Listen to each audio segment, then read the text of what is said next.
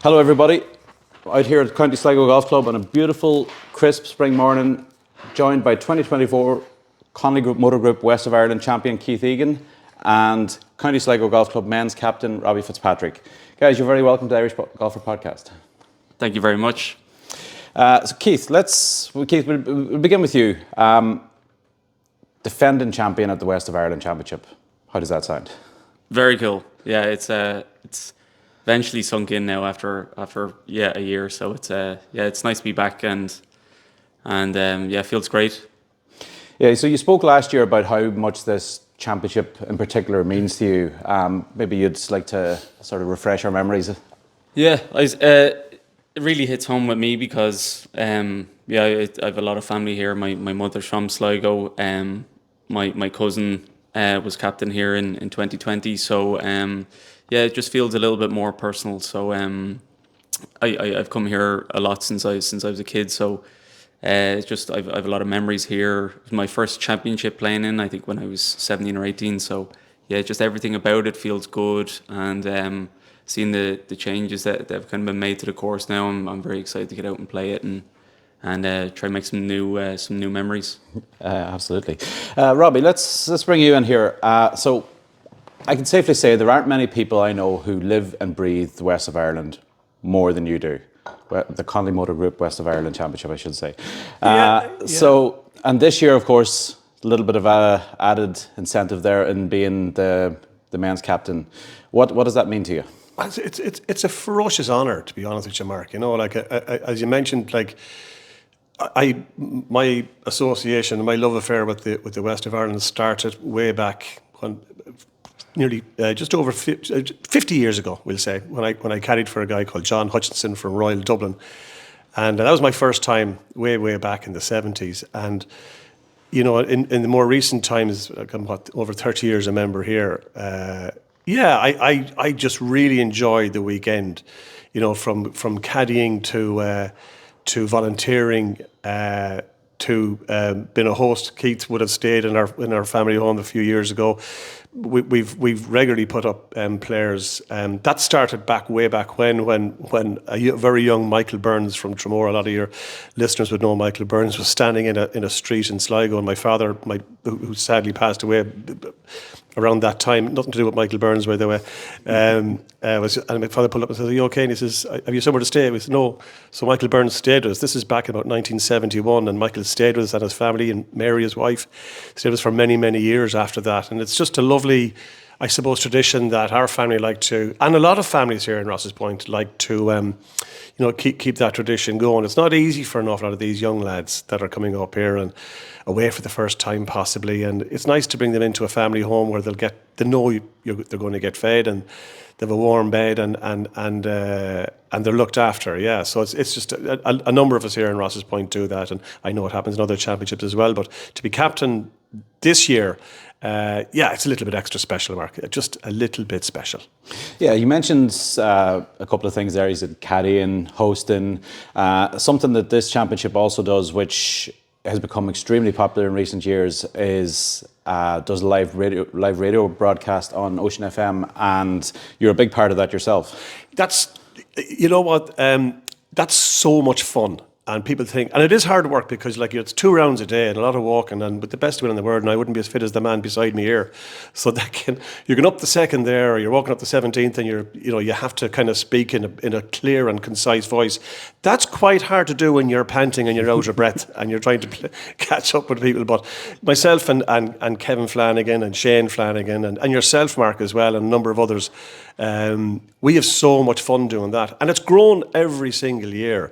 And what's nice about that is that the comments that we get from both players, families, and people who have no interest whatsoever in golf, but they seem to like the tranquility of the the soft voices, because you can't shout. It's all, and then Kevin will go off on one talking about that bird and this bird, and there's a starling over there and whatever else. He's gone very David Attenborough now recently, but no, it's really enjoyable, and that's Austin O'Callaghan and everyone in the sports team and at Ocean FM produce it brilliantly, and that's again, one of the great things about our sponsor, Connolly Motor Group, is that allows us to bring that live, uninterrupted coverage, and again. We're delighted to be able to say that is happening again this year. Yeah. So talking in soft tones, talking about birds and wildlife. The insomniacs will all be rushing to the stream next year. Yeah. When Kevin goes off on that sort of one, my eyes get a bit heavy myself, to be honest with you. So we have to interject back in to talk about the golf. But it's just so much. We're by no means Peter Alice.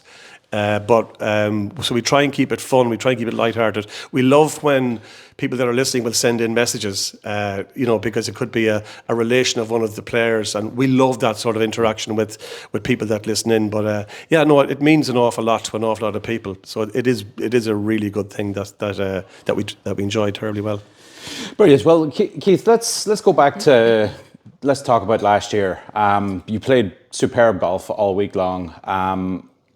Obviously, surviving each consecutive round of match play, but let's go back to the second round of stroke play. Mm-hmm. In particular, you shot a round of 70 that day, one of only two players in the field to break par that day. Can you talk about that a little bit if your memory's fresh? Yeah, I remember something that really annoyed me last year after the first round that I played was just how I finished. Like anyone who's played Ross Point realised that.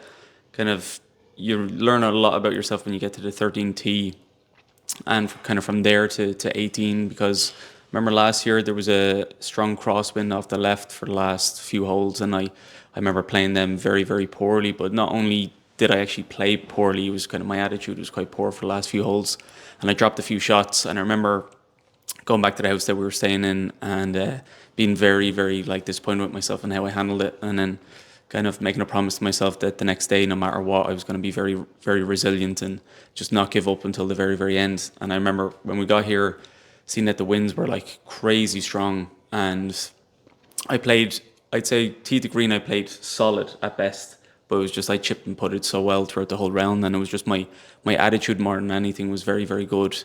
And then I just made the most of it, and then I held. I'd say the amount of putts that I held from kind of 10 to 12 feet on the back nine were must have been over 100 feet at least on the back nine. So that was the biggest thing that kind of gave me a lot of confidence then going into match play, that I knew that more than anything, if I didn't play my best, I was still going to be very, very hard to beat, because every aspect of my game was there. I just need to kind of trust it and let it happen more than anything. Yeah, I mean, you went bogey free that second day, and for anybody, as you mentioned, the strength of the wind, and for anybody that was here, you just couldn't comprehend how somebody could go around on a day like that and not have a single bogey in the card.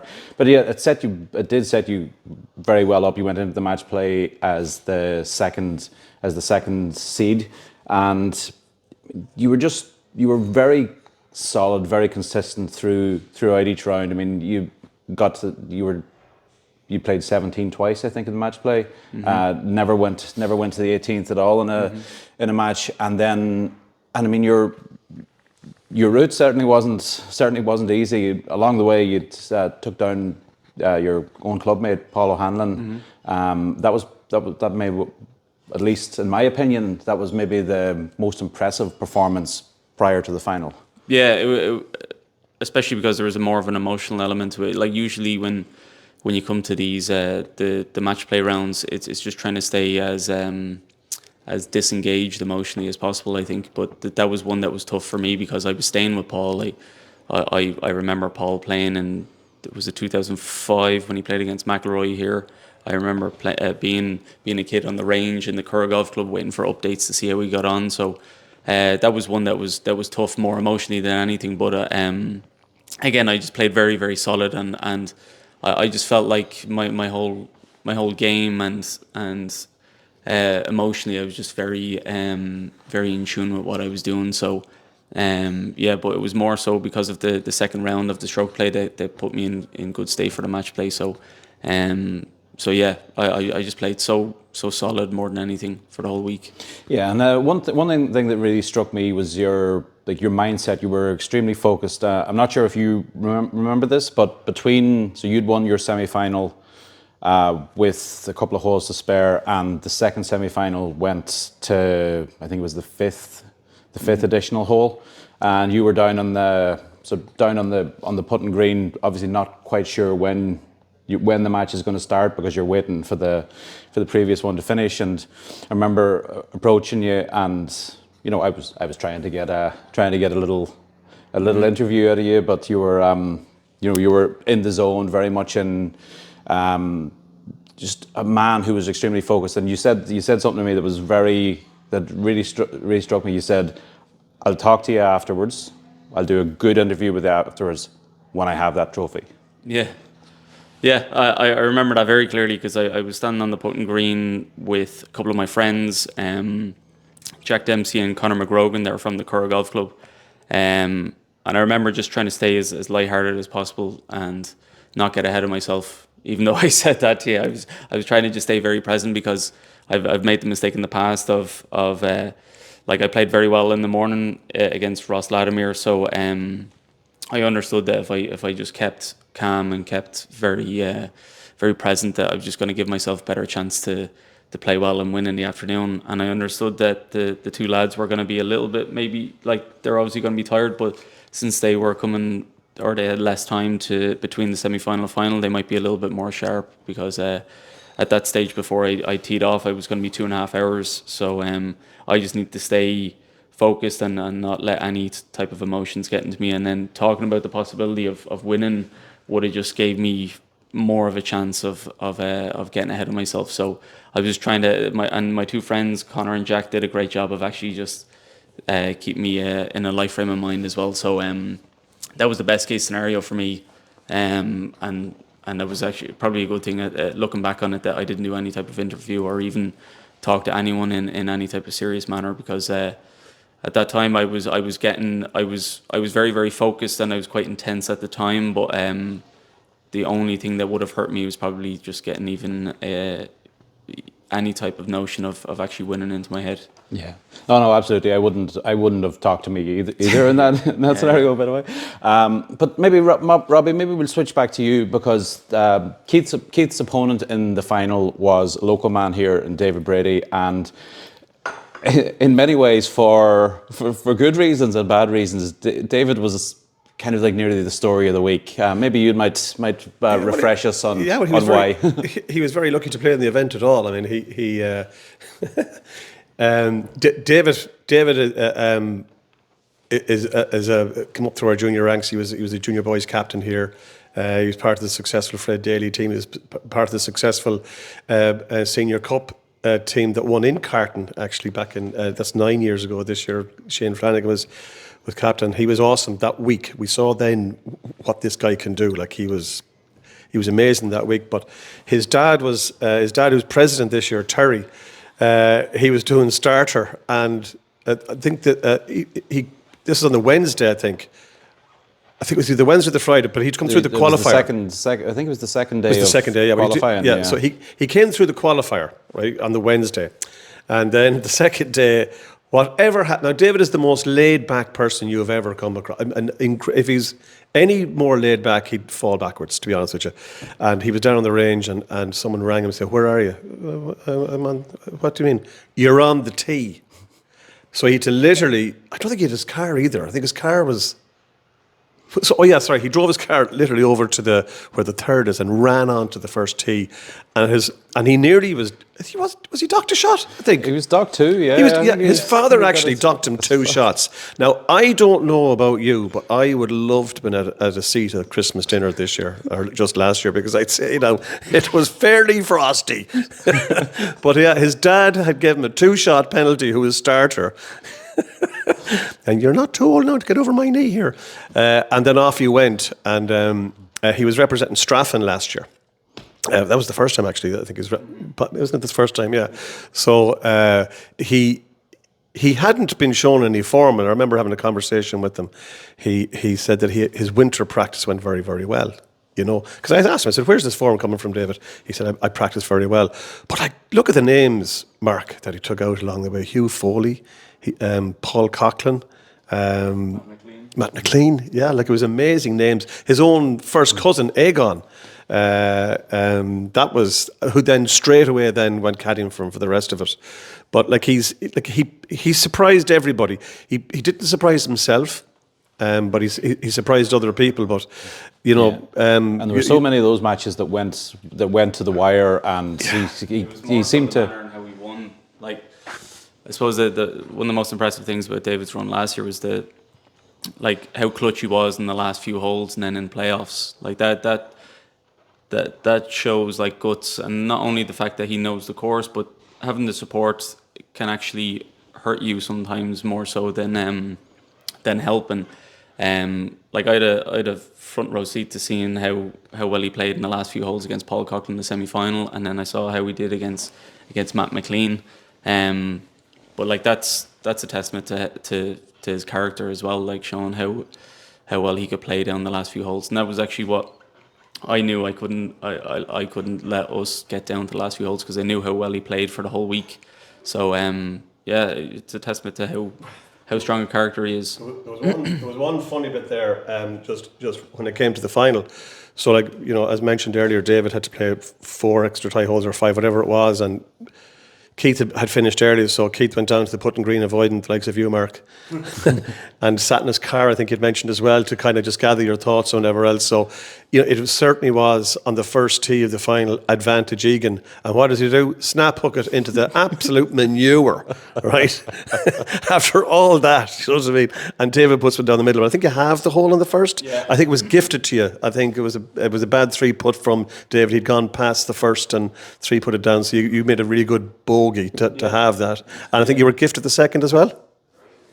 Well, depends on the perspective, but no. Well, like David hit a great shot into the second to about maybe 8 or 10 feet, and we both made 4. But yeah, look, we had a really good match. I would consider David a friend. I last year, since he plays or represents Straffan now, he's a member in the Golf Ireland Academy, and I think he does most of his practice out there. So the winter of between 23 and 24, I would see him up in the range quite a lot, and we would actually share a bay quite a few times in the winter, because they're quite restricted on the amount of bays that they have. So I knew that he was playing quite well, so it was actually good to see him have a good run. And I feel a little bit guilty that between him being a qualifier and getting to the final, having the chance to win, and his dad giving him a 2-shot penalty, it would have been one of the best stories of the West. But it's got over that fairly quickly. Oh yeah, absolutely, yeah. Like very, very small percent of me feels guilty about it. But can I make one comment? Just one comment about the final. It was so we would know Keith from coming here for many, many years. In fact, if you remember, Mark, when we had the Thursday night fireside conversation with Osta Callan live on Ocean, Shane Flanagan tipped Keith to win. And were you aware of that? Shane tipped you to win. So I didn't put any money on him, mind you, but he just tipped him to win. But we found it incredibly difficult to read your body language, because knowing you for as long as you do, you're quite, I suppose, animated on the golf course. But everybody saw something really different in you when you arrived last Easter, where you had a much calmer demeanour about you. You would take a shot and you just drop your hands straight down. So there's none of this kind of go left, go right. Come on, you be encouraging the ball to go left, right, or whatever else. So we, as the commentary team, we were saying, "Oh, I don't think he's happy with that," and he puts it into 4 foot.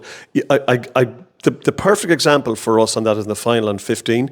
You loved the 15th, by the way, especially the tee shot. But we're going to bring you out now shortly. You're going to see big changes on 15, because all of those big humps on the left-hand side are gone. Well, not gone, but they're softened. And the first big hump on the left-hand side is severely softened. So I think you might like to... Yeah. You know, I'm not too sure it's still going to be called through the gap. But you went into that and then you had to pitch out.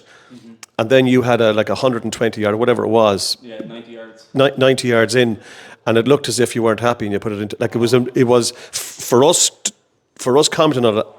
I think that might have been the shot that maybe consolidated your West of Ireland last year.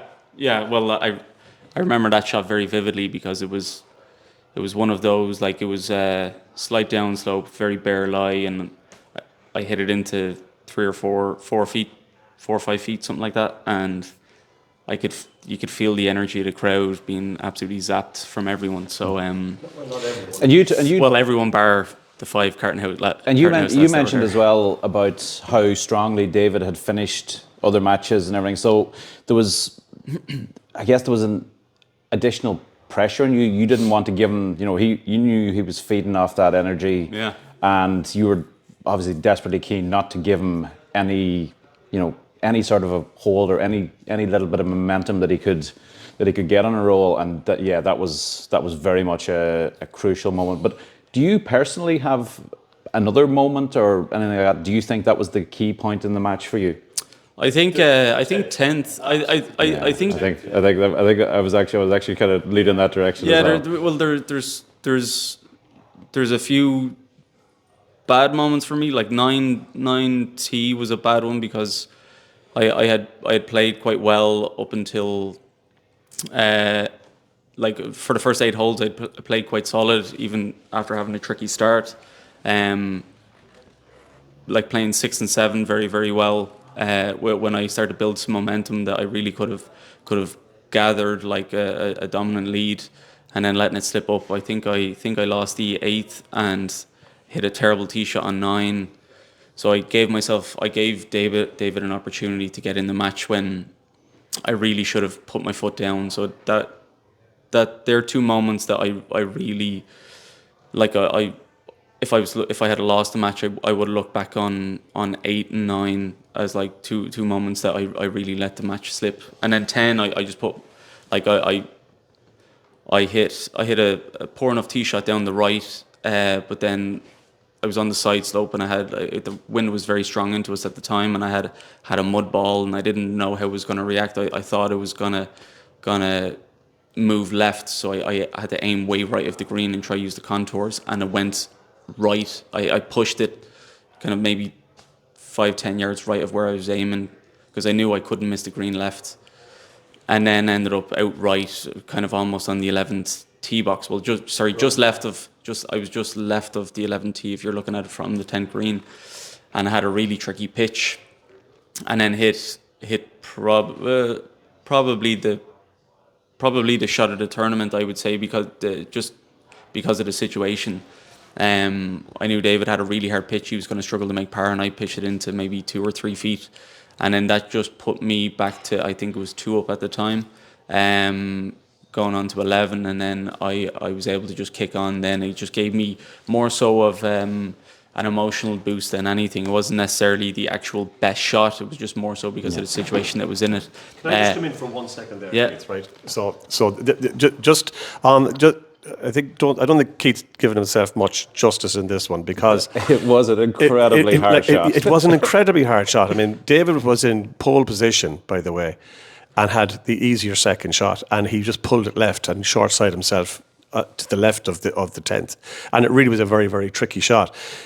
Keith winged his right. Okay, you can't dress that up. You winged it right. Okay. No, I think maybe. I listened back to the commentary from because I had people coming up to me and saying, "Did I shank it?" And then I was like, looking back at it, I was like, it wasn't actually that bad a shot because of it was more so the mud ball that had.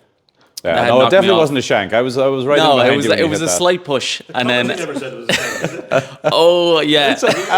Yeah, but no, it was. It was more so I was trying to judge my miss, and then I left myself with a very difficult pitch because of I was on the path.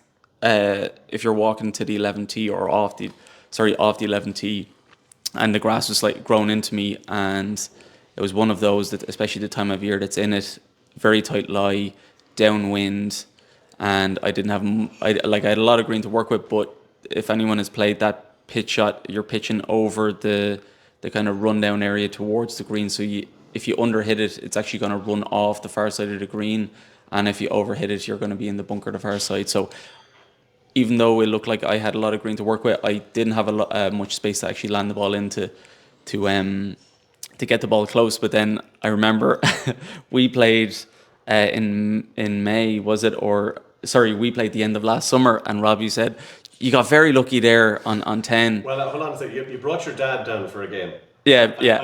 And we played, right? So and we came down, but we were talking about that. Did I say shank? Yeah. But why let the truth get in the way of a good story? But it certainly wasn't your best shot, and you can blame all the mud you want. It was a terrible shot. But anyway, Well, great players don't follow. No, one bad that's shot very, with very true. another. But the And recovery, that was the shot of the tournament followed. and there are certain shots that us West of Ireland lovers talk about, and that is one that will forever be spoken about, as there would other ones be. But when Keith's dad came down later that summer, whatever else, he reenacted the shot for his dad and put it even closer. Don't you just hate him? Don't you just hate him? Remember that? You put it even closer. Yeah, Robbie asked me to, because obviously my dad hadn't seen the shot, and just trying to give him an idea of, because I knew exactly where the flag was, so I put a tee down, and then Robbie was asking me to hit the shot again, and then I went up and I was like, geez, this is maybe a little bit tighter than I remembered, and I hit it into maybe like a foot. So that was great, because Robbie was like, you got very lucky with that shot. Like, yeah, that's a 1 in 50 shot, and then I hit it in even closer. So that was very satisfying. That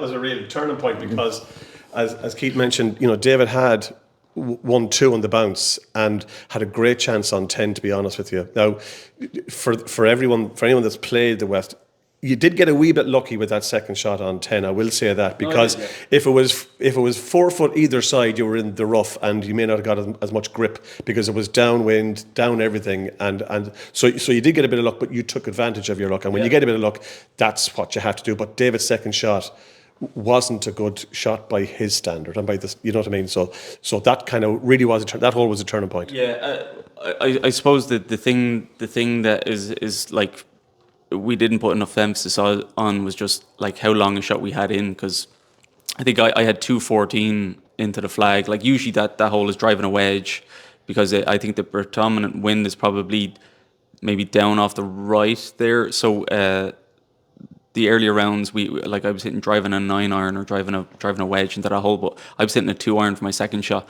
So that's kind of what made it quite difficult. I think David must have been trying to trap down a 4 or 5-iron, and then that's probably what led to the pull. But yeah, he maybe had a chance just to put me under a little bit more pressure. Would have made my pitch shot maybe even a little bit harder. But they're just the small moments. Just one question. Sorry, Mark, I shouldn't be asking the questions, but No, you ask away.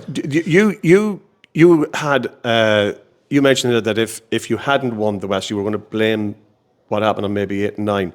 But can you just go back and remind everyone what changed for you in that year? You worked an awful lot on the mental side of your game, where you were shown literally no emotion out there, Keith. You were very much in the zone from the very, very like you were in the zone from when you arrived, when you drove up the prom. Probably when you saw Welcome to Sligo, you were in the zone. And that was the first time you really did that. But can you...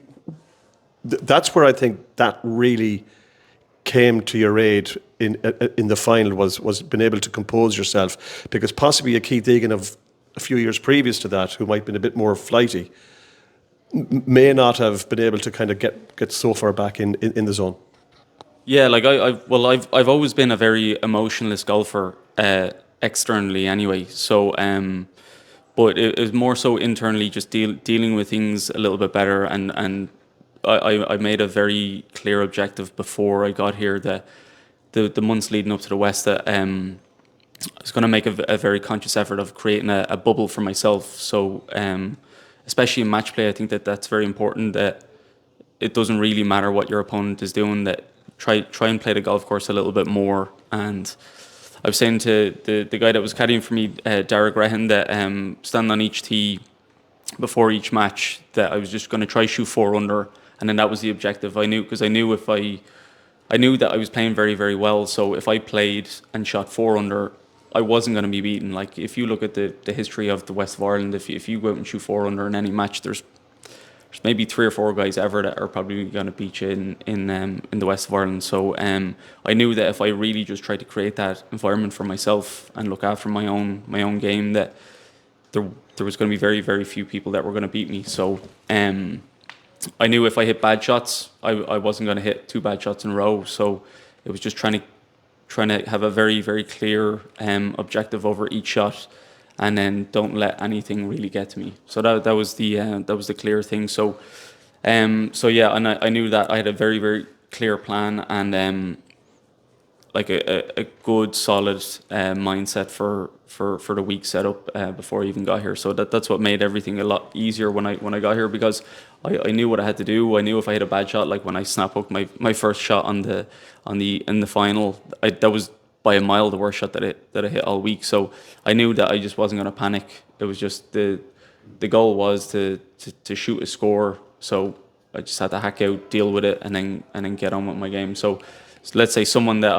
I would represent, or I would replicate my mindset after, was someone like a Roger Federer, that just trying to stay very stoic and not give my opponent anything to feed off. Like if I hit a bad shot, if I quote unquote shank my second shot in the 10th, like don't give my opponent anything to feed off. And then so let's say if it was the first cousin to a shank. Yeah. It might have been. It was very close to it. Fair. But so let's say if I hit a great shot, then like I did on 10, or let's say my second shot in 15, don't show any emotion towards the shot or towards the situation. And I think that kind of that would actually hurt my opponent more than if I gave a big fist pump. I wouldn't let my opponent or give them any emotion to feed off. So that was my goal, and I think it definitely worked. I think throughout the week. Yeah, well, we'll change speed a little bit here, because I think we could sit and chat about this all day and happily do so. But about a month later, you were back down here again for the Centenary Champions Dinner. There was 26 past West of Ireland champions all gathered here for a kind of, I guess, a celebration.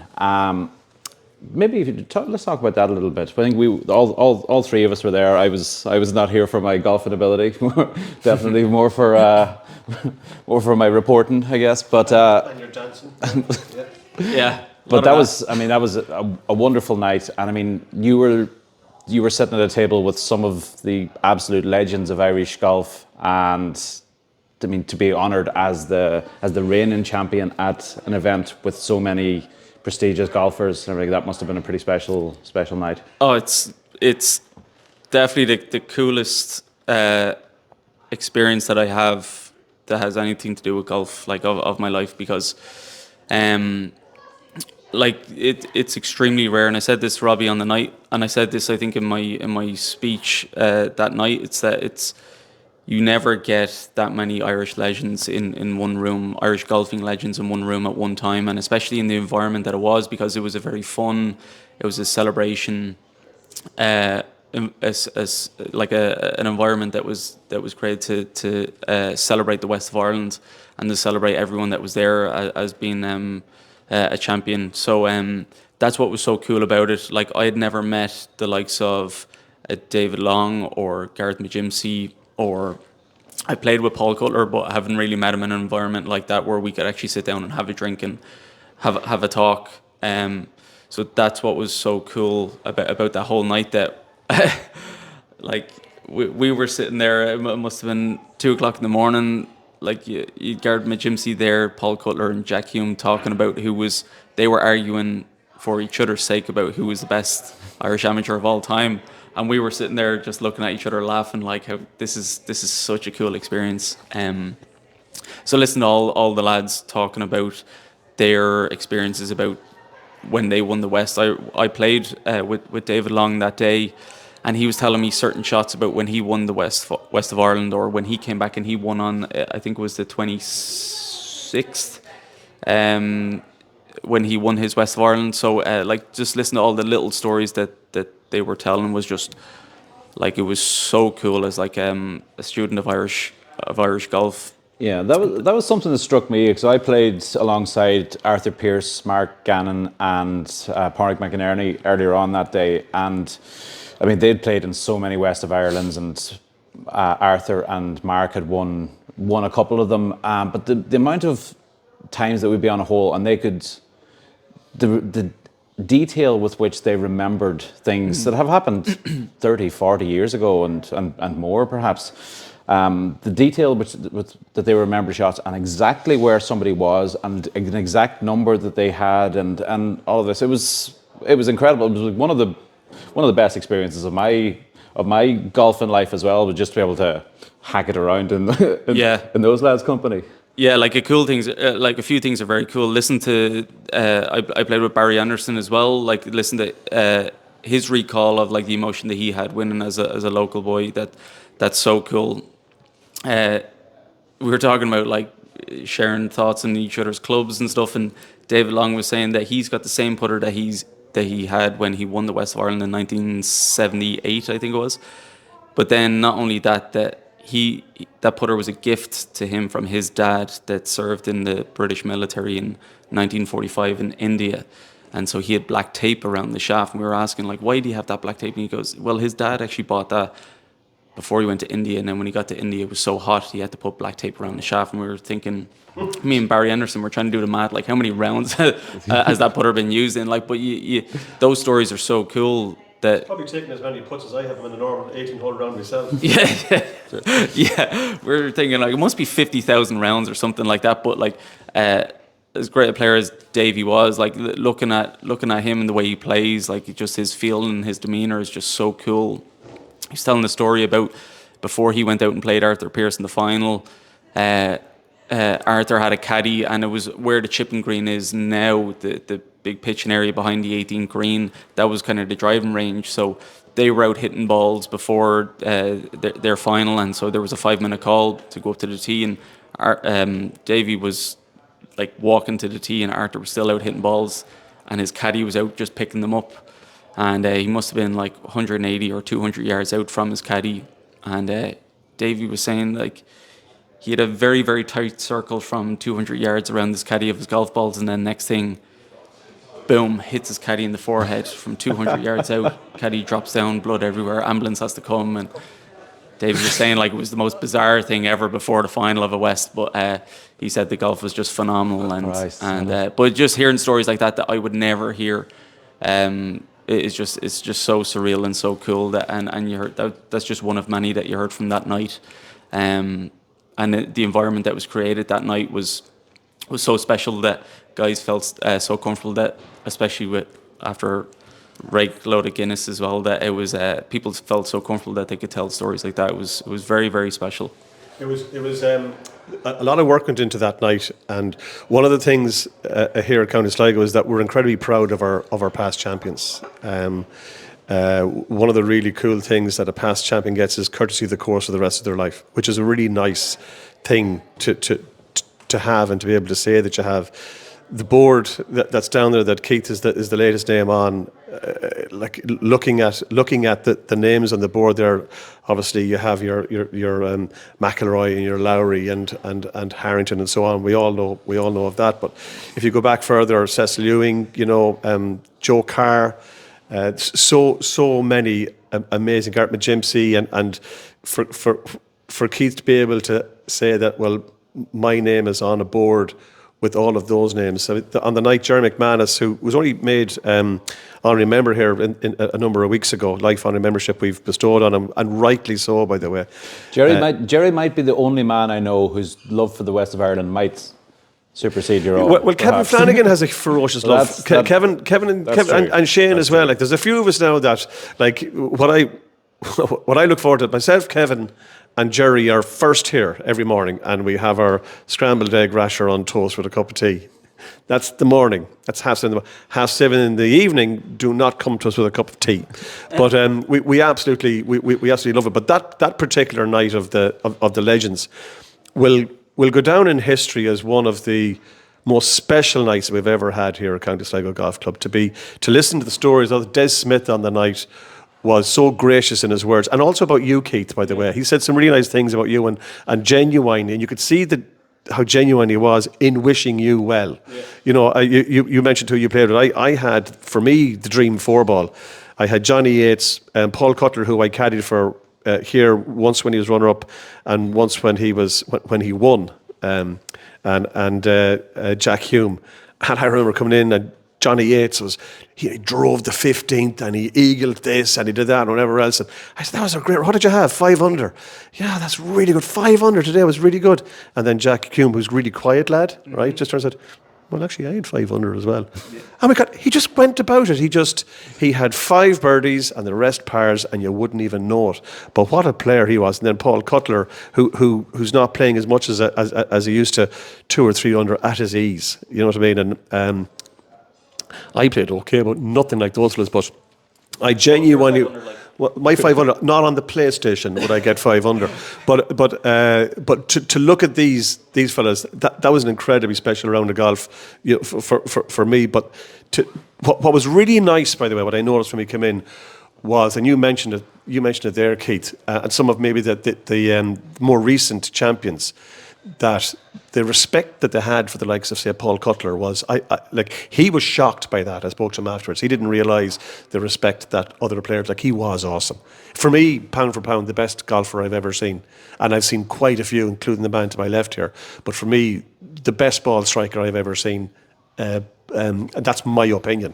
He hit a shot against Barry Anderson in the quarter-final that was right up there with your shot on 10. We were on the 19th hole. It was the second bunker on the right. We were up under the lip, and I said to him, you just get a wedge and get out, because Barry had hit just up on the level. He was just short of the green. And he said, no, give me a 9-iron. And he had one thumb on the metal of it, and he put it into 4 foot. And I couldn't see that shot. He could. No one could see that shot. And for me, that was under the pressure of the situation. Quarter-final. Barry had just beaten him the year before in the quarter-final. And to pull off a shot like that was awesome and a ferociously worthy champion. But that night, safe to say, Keith, a really, really special night. Yeah, it was very cool, and I think that's one thing that was very cool. Like, the camaraderie between the players was very special. I would know Johnny Yates quite well. I would know Jack Hume. I would play a lot of golf with Jack, and especially before the West last year, I was playing a good bit of golf with Jack. I was actually there the day that he went. I think he did an interview in Golf Ireland, because it was 10 years since he won the West, and listened to him talk about it. And Jack was. He still is incredible, but he was such a good player, especially in his peak. So, but it is cool seeing the respect and seeing how much everyone appreciates each other. That was very special, I think, that day as well. Yeah, and of course, well, we're getting very close now to the 2025 West of Ireland Championship, Connolly Motor Group West of Ireland Championship, I should say, and. At the moment, just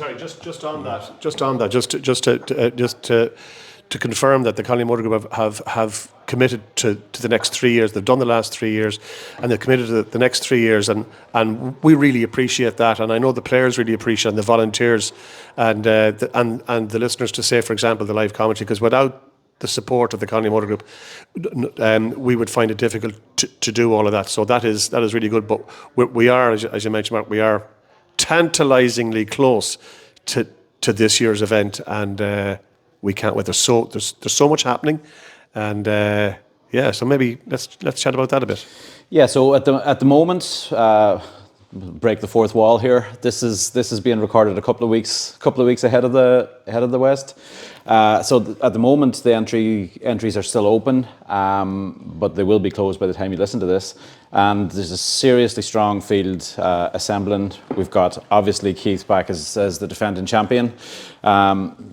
Lots of big names. You've got previous winners and the likes of Barry Anderson, we mentioned, from local man here. We've got Stuart Graham coming back from the professional game.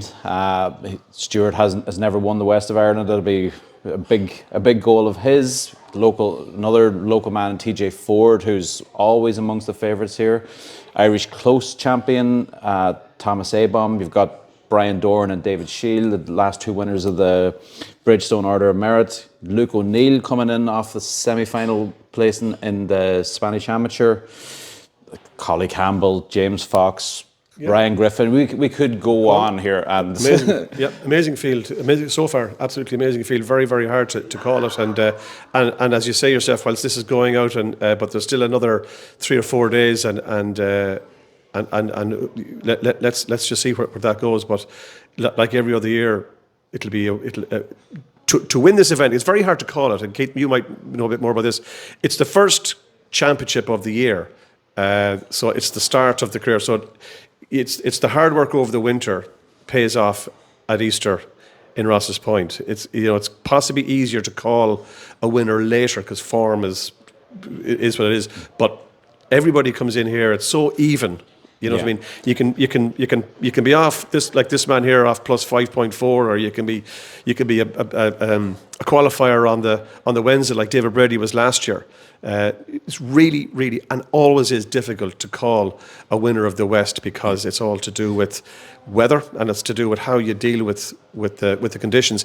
And by the way, there's a lot of changes to the course this year, which we're about to go out and show Keith, and we might maybe do a little chat straight after to see what Keith makes the changes. We are so proud of them that the Mackenzie Ebert, or the architects, have come in and they've made these incredible improvements. Turfgrass are looking after our greens. We have a new course superintendent, Stu Sheridan, along with his team, are doing incredible work. There's a lot of knitting in to do, but we still have 3 weeks next Wednesday. So the weather has been quite good to us. So there's a lot of work going on, but we might chat about that afterwards. But a lot of fabulous improvements to the course.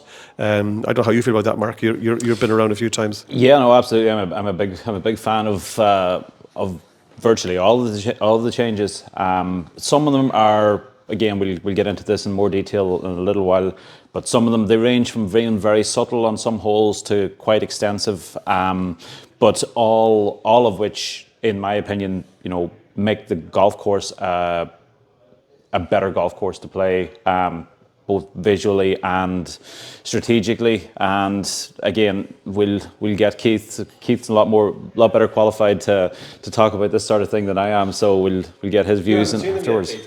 You've heard about them, but you haven't seen them. I'm sure we're going to pop out now and play a few holes. But yeah, I've spoke with Sean Flanagan and his thoughts, because he's played it a few times since they made all the changes, and he's had nothing but great things to say about them. And I would hold his opinion very highly. So, and then just drove in and went down to hit a few balls at the range, and I noticed the first looks pretty different.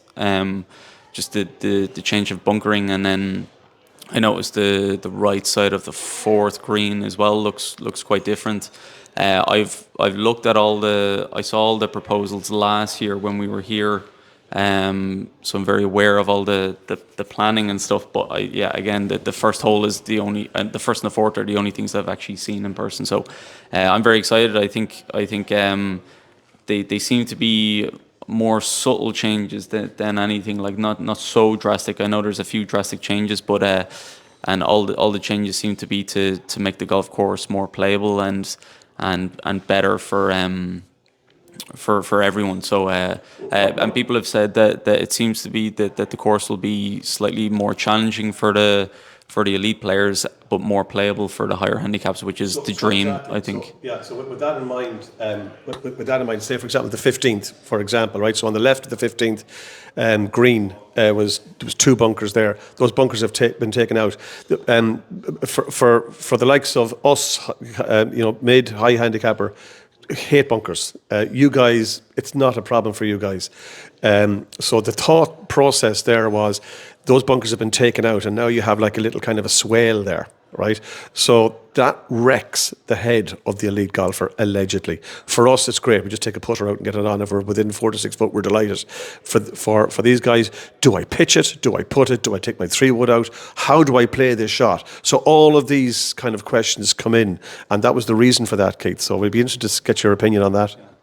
Yeah, that's a great point, because I suppose the really difficult thing for us, especially when you're playing in championships, is any type of indecisiveness. So if you give us multiple options, sometimes that's more difficult than when you're in a bunker. It's generally, for us, it's one option you get in with, either a sand wedge or a lob wedge, or up in the face up, and you're splashing it out. So that'll be very interesting. And even the likes of the first there, seeing the way the fairway's lined up, to me that it looks like it's a lot more.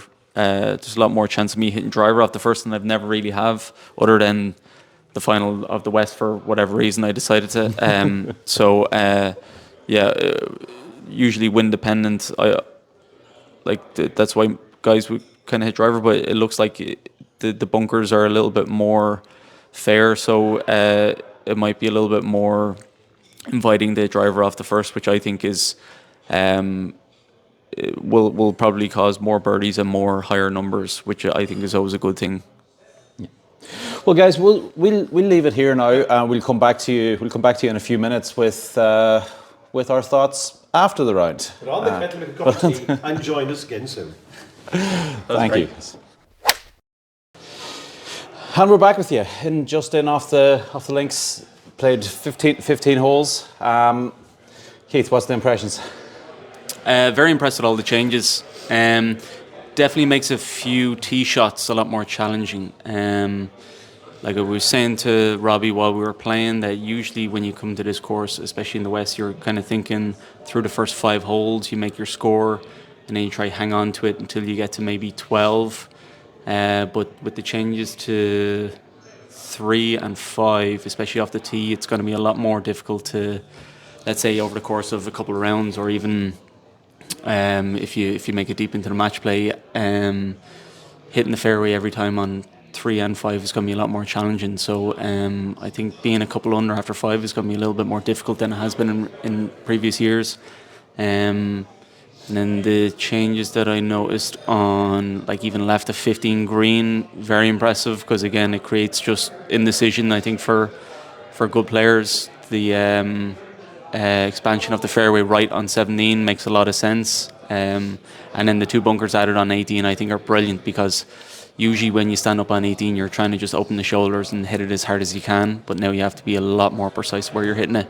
And then also, depending on the wind, it'll make you think whether to hit driver or possibly a 2-iron off the tee. So they're very fair. They're making the course more playable, but also more challenging in certain aspects as well. But the biggest thing that I would say, it will create a little bit more indecision for players, more so than necessarily making it much more difficult, which I think is a great addition to the course. Yeah. Anything you wouldn't be in favour of or wouldn't be a fan of?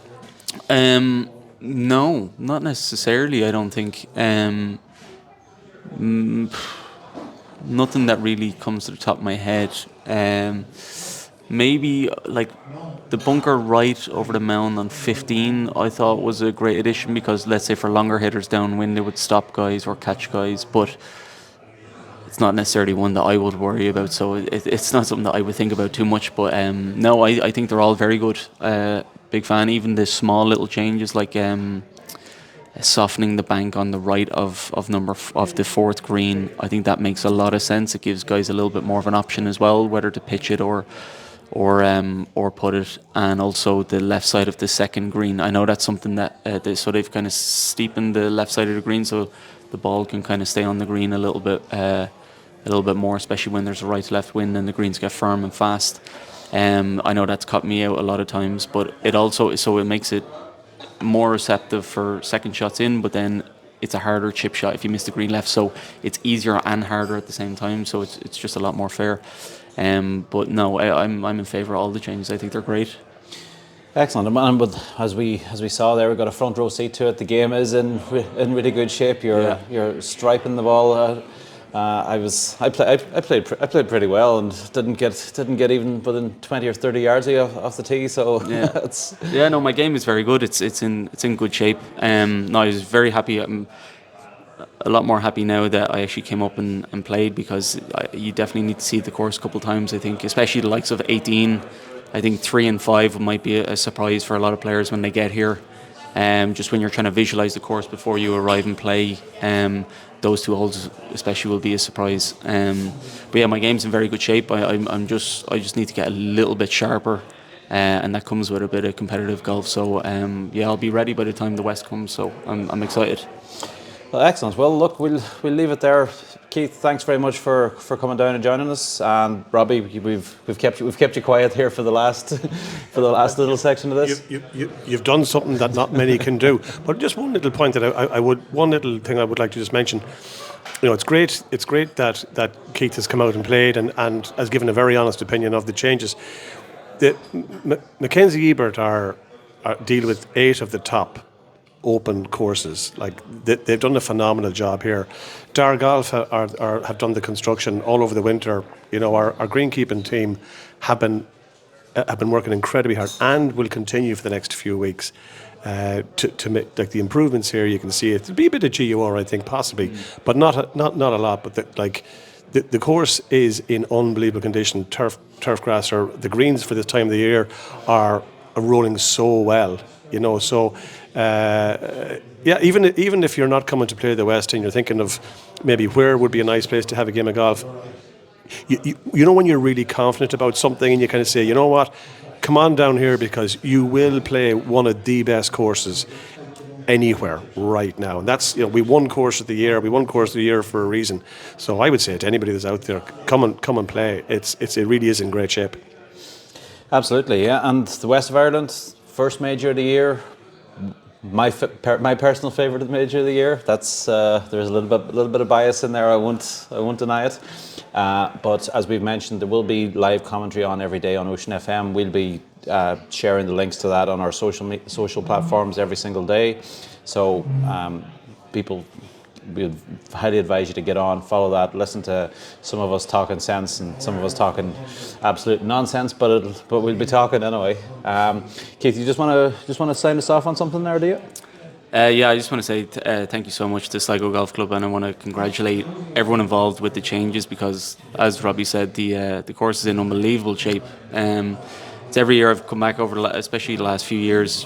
It's getting in better and better shape, especially for this time of year. It's one of the hard things about hosting the West of Ireland, to have the course and the greens, especially in such good shape after tough winters in Ireland. So I was very impressed with it today.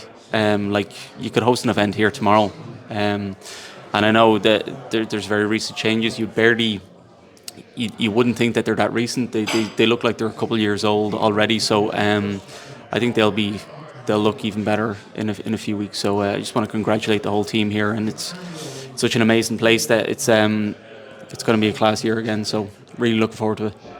Brilliant. Thank you very much, Keith. And on that note, we'd invite you all to come down to the West of Ireland. Come and watch some golf. Come and have a couple of pints. The Connolly Motors West of Ireland is the place to be.